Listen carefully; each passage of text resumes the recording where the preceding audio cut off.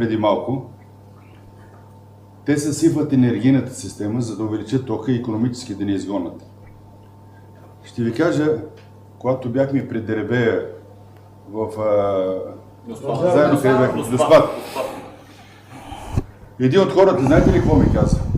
Че му е казал няколко пъти на кмета: абе, кмете, защо си гониш хората, бе? Той е казал: ти обезлюдяваш тук района, общината. Той е казал: спокойно ще дойдат да живеят израелци. Това е истина, което е казал. Ционистите изкупуват земята ни. Ще станем втора Палестина. Сериозно ви го казвам. Гонят хората, а това е капитала. Хората са тези, които пазят държавата, които пазят територията. А те ги изгониха. Още между половин милион и 1 милион, когато изгонат, знаете ли какво ще се случи? Аз го знам плана от кухнята, не случайно ви казвам тези неща. Ще се нанесат тук ционистите, ще си направят полиция и армия и ще ни изтрепат като в Палестина. Това ли искаме?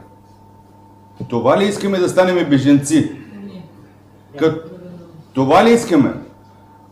Това е защото, както го е казал Еванка, водата ще стане по-скъпо от златото. А в момента водата не е дадена на египтяни, нали така? Или на вьетнамци, или на китайци. На израелци! Знаете ли какво каза 92-3 година един от представителите на Израел в Народното събрание най-нагло? Ние, България, имаме за резервна родина. По Нова телевизия го каза. Вие разбирате ли за какво става, бе, хора? Затова ни гонят и ще продължават да ни гонят. Икономически ни убиват. Това е от мене, което мога да кажа.